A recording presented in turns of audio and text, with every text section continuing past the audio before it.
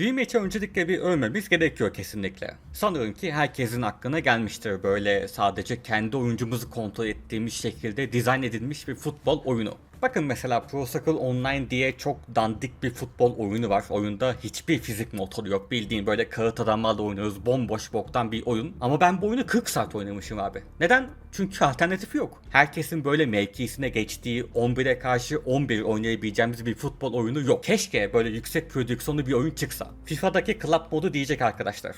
Aynı şeyden bahsetmediğimi biliyoruz ikimiz de bence.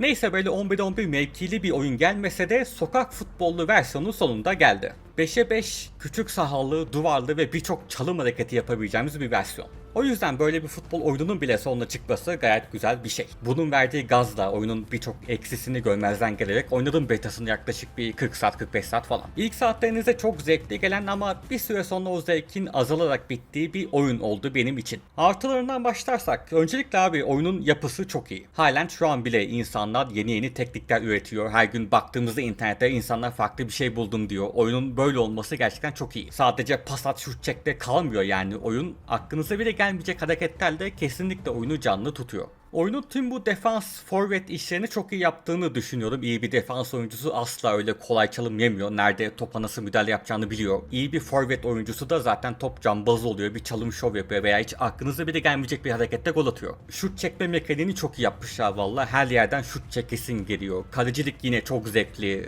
Şey hariç. Bazen topla beraber kalenin içine giriyorsun ama gol sayılmıyor ya hani. Bu birazcık abes kaçıyor açıkçası. Keşke bu olmasaydı ama bunun dışında kalecilik çok zevkli. Hoca kaleden çık. Oğlum ne kaleden çık? Ben kalecinin... Oğlum ben olmasam 1-0 gerideydik oğlum. Ne kaleden?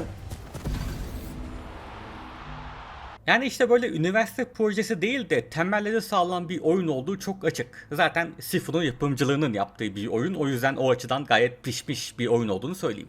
Onun dışında oyunda bir rank modumuz da var. Zaten maç kazanıp rank atlamaya çalışmak oyuncuyu oyunda tutmanın en kolay yolu. Biz Türklerin ne kadar çok futbol sevdalısı olduğunu görünce direkt adamlar Türkiye sunucusu da açmışlar. Ama maç bulamıyorum ben Türkiye sunucusunda. Sanırsam kimse farkında değil. O yüzden arkadaşlar ayarlara gidin Avrupa sunucusuna Türkiye sunucusuna çekin Türkiye'de oynayalım yani 15 mikte maç oynuyoruz. Maç yaratma seçeneğimiz de var. Buradan oda kurup arkadaşlarımızla 10 kişi beraber de maç yapabiliyoruz. Ya da direkt işte e-spor da kapı açıyor bu. E-spor maçını izlemek bu oyunun çok zevkli olabilir gibi geliyor. İşte karakterimizi, formamızı kişileştirebiliyoruz ve sahalar var. Her atılan golden sonra saha değişiyor ve farklı bir atmosferde oynuyoruz oyunda. Bu da güzel bir dokunuş diyebilirim. Eksilerine gelirsek, abi öncelikle oyun halen hatalar var yani. Birçok yerde oyuncu veya top ışınlanabiliyor. Vurduğunuzu sandığınız topa hiç vurmamış olabiliyorsunuz. Bunların beta sürecine düzeltilmiş olmasını dilerdim ama yok abi oyun çıktı ve halen bu hatalar mevcut. Bir de oyun 30 dolara çıktı ve abi yani asla 30 dolara değecek bir oyun değil bu. Bu oyunda 30 dolarlık bir içerik yok abi ki bunun üstüne bir de birçok mikro ödeme de var.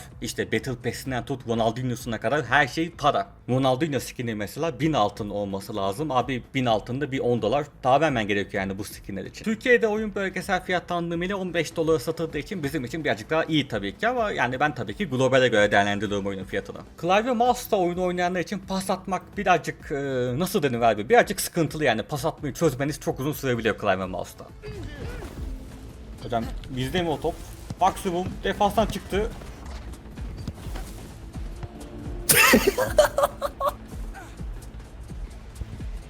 Ya ileriye doğru pasa bastın. Nasıl olabilir böyle bir şey? Neyse şu ana kadar saydığım eksiler sonuçta çok da büyük eksi değil mi sevgili arkadaşlar? Peki benim oyun zevkimi bitiren şey ne oldu biliyor musunuz abi? Cevap çok basit. Oyuncularla etkileşim. Abi bu oyunda insanlarla etkileşim kuramıyorsun. Sadece takım içi bir sesli chat var.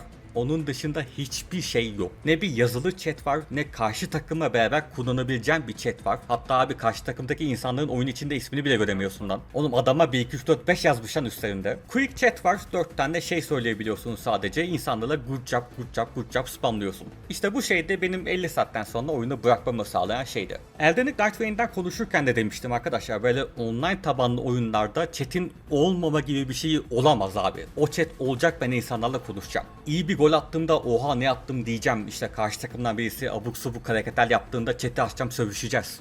bu oyunları güzel kılan şey bu oğlum zaten. Ben Rocket League falan abi zamanında oyunun kendisi için oynamıyordum ki. Bunun için oynuyordum. Benim birçok arkadaşım vardı abi Rocket League'den tanıştığım. Maç içerisinde sövüşüyorduk, maç sonu 1v1 gel diyorduk, maç sonu ekleşiyorduk, atıyorduk 1v1'i, sonra arkadaş falan oluyorduk abi. Oyunu güzel kılan şey buydu. Ama bu oyunda kimseyle etkileşim kuramıyorsun. Adama defansta geç diyeceksin diyemiyorsun. Kaleci ben olun diyeceksin diyemiyorsun. Komik bir şey yazamıyorsun. Hele böyle bir küçük futbol oyununda herkese açık bir voice chat oyunu çok daha güzel ve çok daha komik kılacak bir şey. Mesela bir tane oyun vardı, şu an ismini hatırlamıyorum ama bunu yapabiliyordu.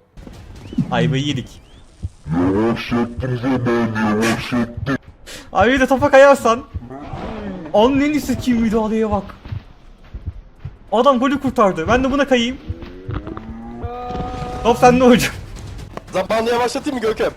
Ya yapma dur.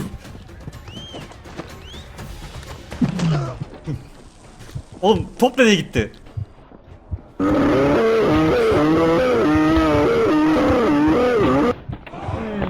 Vallahi maymunlar cehenneminden kaçmış ya. Şimdi yorumlarda şey diyenler çıkabilir. Abi chatte küfürleşeceksin, işte sövecekler, ne bileyim taciz edecekler falan filan, bu yüzden oyun yapımcısı kapatmış diyecekler. Arkadaşlar oğlum AKP'li misiniz oğlum, bunun çözümü bu mu lan? Oğlum 25 yıl önce mute tuşu diye bir şey icat edildi arkadaşlar. Bir adamın yazdığı şey hoşuna gitmiyor mu? Mute'le abi, adamı sessiz al. Hatta istiyorsan reportla abi bir de. Reportta ban yesin. Adamlar yemin ederim bir de report sistemiyle uğraşmamak için komple chat'i kaldırmış. Böyle olunca abi ben bir yerden sonra zevk almamaya başladım. Çünkü yani karşımdaki insanlar sanki bir yapay zekadan farkı yok gibiydi. Takım halinde arkadaşlarınızla girerseniz okey. 5 kişi giriyorsunuz, işte Discord'dan falan filan konuşuyorsunuz. Etkileşimi süper. Her ne kadar karşı takımla etkileşim kuramasanız da hadi bir nebze okey. Peki arkadaşlarınız şu an meşgul diyelim ve oyunu solo oynamak istiyorsunuz. Abi bu oyunu solo oynayabilecek misiniz mesela? Hayır. Bu oyunu asla solo oynayamazsınız çünkü dediğim gibi abi oyunda chat yok. Ancak takım içi sesli chatte pas kavgası döner. Can you guys pass the ball, bro? Jesus. Bro, shut your bitch ass up. Just shut your bitch. Yeah, bro. Sure. Pass the ball, fucking stupid man. Oh my fucking god, you are a dumb man. You're retarded, man.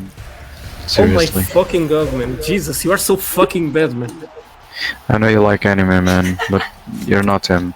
Kısacası Rematch iyi bir oyun. Bir arkadaş grubunuz varsa kesinlikle tavsiye ederim. Ama işte böyle solo oynamayı düşünüyorsanız abi uzak durun. Kesinlikle uzak durun.